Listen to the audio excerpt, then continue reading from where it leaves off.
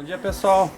Hoje estamos aqui na propriedade do nosso cliente Roberval, acompanhado com a médica veterinária da Cooper Campus, a Cristiane, e viemos fazer um bate-papo de forma diferente. A gente vai gravar uma webinar, né? E o assunto de hoje é muito importante para as fazendas, que é a criação de bezerras. A Cristiane tem muita experiência nesse segmento aí de bovinos de leite, e a ideia é a gente trazer algumas informações importantes para o amigo pecuarista e também acompanhado com a experiência aqui do Roberval dentro da fazenda deles. Cris, gostaria que você comentasse um pouquinho da importância, né, da criação de bezerra para uma propriedade leiteira hoje. Bom dia a todos, então. Muito obrigada ao Roberval pela oportunidade de estar divulgando aqui conosco essa webinar, né? A forma de trabalharmos com as bezerras. O trabalho, esse manejo com as bezerras é fundamental, é de extrema importância quando você quer ter uma vaca de qualidade para o teu plantel. Por quê? A vaca de amanhã, ela é feita a partir do momento que ela nasce. Então, deve ter uma atenção principal, um foco principal para as bezerrinhas quando elas nascem, para podermos termos sucesso futuro, né? Então, é interessante, num primeiro momento, que essas bezerras elas façam a ingestão do colostro, né? É importantíssimo que seja aí nas primeiras 6 horas de vida, no máximo até 12 horas, sendo que nessas primeiras 12 horas de vida que efetivamente vai acontecer a absorção de imunoglobulinas através do colostro. Uma vez que a vaca ela não repassa as imunoglobulinas pela placenta, né, pela gestação, então é importantíssimo a injeção do colostro para ter a imunidade, né, efetivamente. Cris, só para colaborar também, a gente bate muito em cima da colostragem, né? É um produto muito barato dentro da fazenda e que muitas vezes passa despercebido a importância do fornecimento do colostro. Como a Cris bem comentou, as primeiras horas, a primeira hora, a segunda hora, onde a bezerra tem a maior capacidade de absorver na parede intestinal essa imunidade, né? Essa quantidade de anticorpos. E com o passar das ordenhas também o colostro vai perdendo essa quantidade de anticorpos, né? Então é fundamental o fornecimento imediato e principalmente da primeira ordenha do colostro, né? Isso é muito importante mesmo, faz muita diferença. Cris, qual que é uma quantidade desejada que a bezerra precisaria de consumo do colostro nessas primeiras horas? É interessante então que nessas primeiras horas de vida a bezerra consuma aí 2 litros, né? Isso vai depender muito do tamanho, né, do peso da novilha, da bezerra, aliás. Mas o interessante seria aí 2 litros de colostro nessas primeiras horas de vida. Perfeito. E a importância também da qualidade, né, Cris, desse colostro, como é que é conduzido, enfim, é sabido que desde a contagem bacteriana que tem esse colostro, né, o manuseio dos utensílios da ordenha também tem importância, né? Como que o produtor pode conduzir esse colostro da melhor forma para fornecer para as bezerras? Uma vez que tem que ter toda aquela higienização, né, para retirada do colostro, né? Se a bezerra estiver mamando na própria mãe, ok, isso tecnicamente é algo natural. Mas se for extraído por ordenha, tem que ter essa higienização da ordenha, a higienização da mamadeira também é importantíssimo, né? Então, ter esse cuidado de você estar fornecendo alimento dentro de um recipiente limpo. E também existe, embora não é tão normal, mas existe colostro que não é de qualidade. Como nós podemos mensurar esse colostro de qualidade? Nós podemos mensurar através do colostrômetro, que é um equipamento que não tem disponível nas fazendas, né? É algo difícil de o produtor ter esse produto na fazenda. Mas existe um método que você utiliza o colostrômetro para ver a qualidade desse colostro. condições que o colostro não tem qualidade. Em casos de mastite, por exemplo, se a vaca tiver mastite, então por isso é importantíssimo a secagem, né, desse animal no período ali de pré-parto, a fim de evitar que tenha mastite e, consequentemente, esse colostro não ser de qualidade para a bezerra. E, Roberval, como que você tem feito essa colostragem hoje para as bezerras aqui na sua propriedade? Bom, é um cuidado que nós temos. Nós ficamos muito atentos à colostragem e nasce imediatamente, a bezerra é recolhida, nós retiramos da mãe, ela não deixamos amamentar. Porque nós achamos que daí cria aquele vínculo, depois a ordenha da vaca fica com certa dificuldade. Então ela é ordenhada imediatamente quando nasce, as vacas ficam num piquete de pré-parto e assim que elas parem, elas são ordenhadas na mesma sala de ordenha, no mesmo equipamento, porém separado. E depois elas são sempre ordenhadas por último, né, na bateria de ordenha. E fornecido imediatamente ao bezerro. Juntamente com a cura do umbigo, né, são os dois primeiros cuidados que a gente tem com as bezerras. Perfeito. Muito bem colocado pelo Roberval e existe essa vantagem de ser feita a ordenha, né, dos animais e fornecido o colostro, até porque a gente consegue monitorar a quantidade, né, que a bezerra consegue de beber para beber esse colostro. Exato. E algumas fazendas têm adotado também um método interessante, que é o fornecimento do colostro pela sonda esofágica, né? Então tem muitas fazendas que fornecem já pela sonda, logo que a bezerra às vezes não é fácil fazer ela beber essa quantidade de colostro, né? Então tem essa opção também. Ô Cris, e qual que é a importância dos cuidados depois do colostro? A quantidade, enfim, de leite que pode ser fornecido para a bezerra, a temperatura, o cuidado com os utensílios. Isso também é muito importante, né? Sim, é importantíssimo e é interessante passar e fornecer para esse animal 5% do peso vivo, né? Em média, e o que é usado geralmente é 2 litros de leite de manhã, 2 à tarde. O interessante seria estar fazendo 2 de manhã, 2 ao meio-dia e 2 à tarde. 2 litros de leite por vez, né?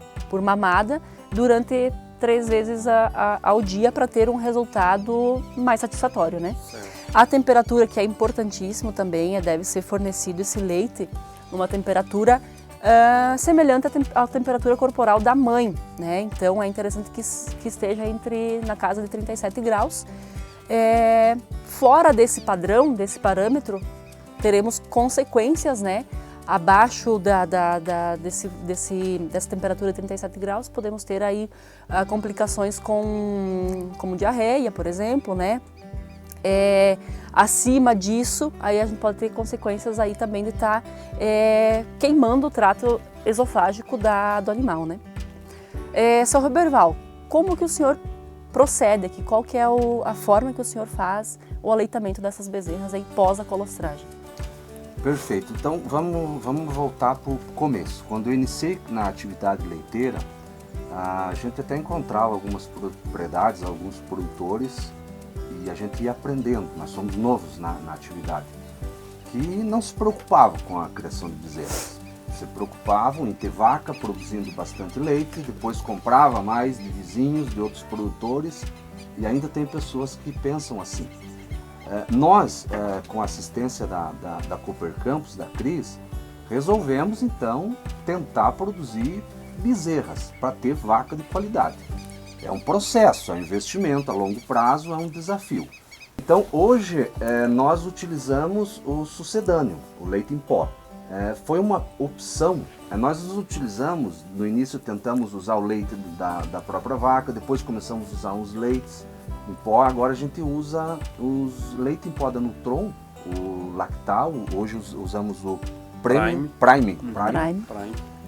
Por quê? Nós observamos já mais de um ano que nós estamos utilizando, primeiro a praticidade. Você não precisa ter os horários da ordenha para tirar o leite e aquecer o leite você pode determinar um horário específico para trabalhar com as bezerras, independente da ordenha. Você cuida das bezerras, prepara o leite, faz a amamentação. Em segundo lugar, a gente conseguiu antecipar o desmame. Nós estamos conseguindo com a Cris aqui amamentar 60 dias, em torno de 60 dias, a gente já consegue fazer a desmama. E os índices de diarreia, a gente pode dizer que é quase zero. Mortalidade, faz 1 ano que nós não perdemos um bezerro na propriedade. Então é um número muito, muito interessante, né? A gente está buscando sempre, está evoluindo, está melhorando, mas a princípio essa questão da amamentação a gente está bem satisfeito, está com um resultado bom. A questão de custo-benefício, né, elas andam juntas, né? Porque se pararmos para fazer as contas, o leite em pó torna-se mais barato do que você fornecer o leite da vaca para a bezerra. Né? Exato. Ainda mais com o valor que está hoje, né, São Bernardo? Exato. O valor hoje está bem atrativo do leite, né? E os leites em pó, enfim, tiveram uma evolução muito grande, né, Roberval? Em qualidade, principalmente, né? Hoje a gente tem garantia, né, que está fornecendo um produto de extrema qualidade, né, para as bezerras, substituindo o leite da mãe, né? Então, além da qualidade, enfim, do produto, a gente consegue incorporar aditivos nesse produto no leite em pó que vão auxiliar aí tanto a questão de prevenção de diarreia, auxiliar no crescimento, né, melhor da bezerra, no ganho de peso e na eficiência alimentar também, né? Então, um pacote de aditivos que hoje o Sucedâneo Lácteo traz junto, né, no fornecimento do preparo para as bezerras. Um ponto também muito importante, né, Cris, Roberval, gostaria que você comentasse também da experiência sua com relação ao fornecimento do uso de concentrado, né, de ração, mais ou menos quando que poderia se iniciar, Cris, esse uso da ração, do fornecimento e a importância da qualidade também dessa ração. Então é de grande importância estar fornecendo concentrado para as bezerras a partir do 3º dia de vida, para que ela comece se adaptando, né, a consumir esse concentrado. Então é colocado, fornecido no coxo, no sistema de livre acesso, então coloca-se no coxo para que ela vá iniciando a ingestão da ração e até o desmame, então deixa de forma de livre acesso, limitando quando elas chegarem aí aos 3 quilos de consumo, aí limita-se o consumo. Por isso pode acontecer situações em que bezerras vão estar consumindo 3 quilos ou mais, deixando de livre acesso. Então, o limite aí seriam 3 quilos. Passando disso, dá para passar a limitar o consumo aí dentro desses 60 dias. Também a importância, né, Cris, do produto ter uma boa aceitação pelas bezerras, né, uma boa palatabilidade para que estimule também elas a buscarem esse concentrado, né. Roberval, você tem já experiência com o uso da ração Cooper Campus para as bezerras? Como é que você tem trabalhado isso? Foi outro desafio. Então, como nós costumamos dizer, uma técnica ela não consegue ser bem sucedida individual. Eu acredito num conjunto. Então não adianta você só dar um leite em pó de qualidade e não criar a bezerra de forma adequada de outras formas. A questão da ração foi uma experiência que nós tivemos aqui, que foi muito interessante. Você fornecer um alimento de qualidade, nós utilizamos a ração Cooper Campus, indicada para os bezerros nas suas determinadas categorias. E normalmente quando os bezerros nascem, eu mantenho numa baia individual e com a ração já desde os primeiros dias. Como a Cris falou, do 3º dia a gente já começa. Terminou a colostragem, a gente já começa a ter a ração disponível. E é interessante que tem animais que logo já começam a comer e você vai aumentando assim gradativamente. Nós optamos pela criação coletiva. E eu percebi principalmente pelo estímulo ao consumo da ração. Quando eu tinha elas, no início eu comecei a criar as bezerras em baias individuais, aí você soltava para os piquetes individuais com cabaninhas individuais. E a gente percebeu que o consumo de ração não era assim tão bom. Quando a gente soltou, a gente optou pela criação solta, extensiva no piquete e coletiva, o consumo da ração rapidamente cresce. E para o desenvolvimento, assim, é fundamental. Uma ração de qualidade, elas comem bem, desenvolvem bem. A gente faz o controle de peso mensalmente e observa que o resultado é muito bom. Show de bom. E a questão, né, Cris, de criar coletivo, né, ou em casinha, um dos desafios que a gente tem no coletivo é a mamada cruzada, né? Mas a mamada cruzada, ela vem, né, de um outro fator que está acontecendo muitas vezes ali naquele lote, né?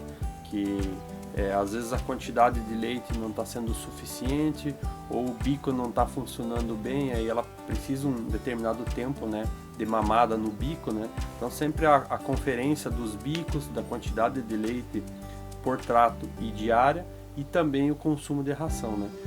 Isso estando tudo ajustado, dificilmente vai ter mamada cruzada.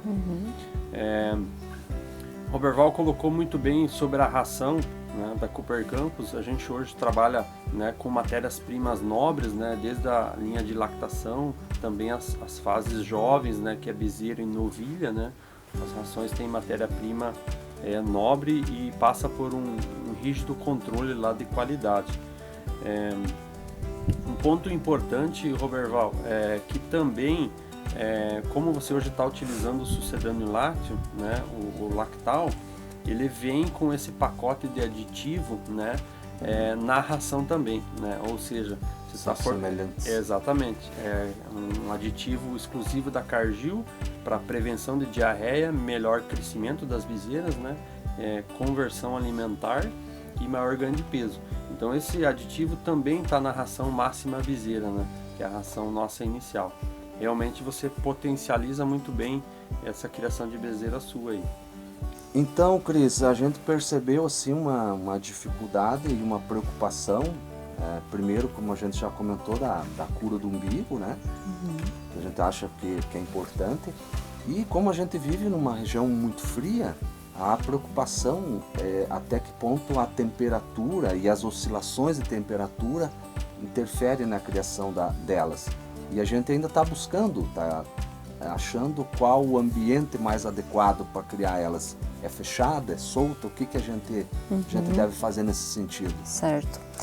Vamos falar então primeiramente da cura do umbigo, que o senhor comentou, que deve ser feito, né, no primeiro dia de vida. Nasceu a bezerra, vai recolher ali da vaca, já faz a cura do umbigo, né? Que a cura do umbigo deve ser feita com iodo, a 5%, e aí vai fazendo esse manejo aí umas 4 vezes durante o dia, e até que esse umbigo caia, né? Ou então que fique seco. Então essa é a maneira de fazer a cura do umbigo, e é importantíssimo porque ali a gente está prevenindo uma série de entrada de doenças, né? Porque o umbigo úmido, molhado, é uma porta de entrada para inúmeras infecções. Seguimos adiante aí com a questão da temperatura. Temperatura também é primordial para as bezerras, né? Qualquer criação, qualquer animal, é interessante que tenha-se um ambiente aconchegante, digamos assim, né? Um ambiente quente que não tenha muitas oscilações de temperaturas. Então é interessante que o ambiente seja seco, né? E livre de vento, né? Seja um ambiente mais fechado, claro, não tão fechado, porque aí nós vamos ter outro problema, que é a umidade. Então o foco é manter a temperatura ideal para bezerro. Vamos citar um exemplo como nós estamos nesse ambiente aqui hoje, né? Um exemplo que nós estamos tendo hoje um dia que está oscilando a temperatura, temos vento. Esse vento, ele acaba desfavorecendo o animal, desfavorecendo a bezerra. Ela acaba perdendo muita temperatura, vai gastar energia para se aquecer, consequentemente não vai estar ganhando peso. Então a temperatura é importante para imunidade do animal, para ganho de peso. Luciana pode me ajudar daqui a pouco para mais algum outro fator que eu tenha porventura esquecido, mas a princípio, né, imunidade, ganho de peso. A amplitude térmica, né, que isso acontece, né, é um impacto maior ainda que a bezerra sente, né? Às vezes a gente tem dias de 22, 23 graus e a madrugada aqui na nossa região 5 graus, né?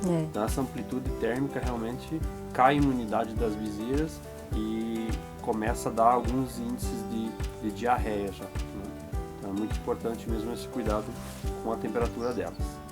Luciano, e conta para nós qual é a importância da pesagem da bezerra ao nascimento dela.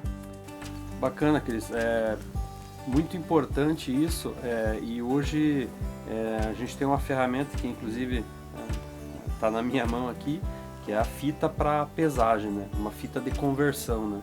Então, se a fazenda não tem balança, o uso de uma fita para pesagem de bezerras é fundamental.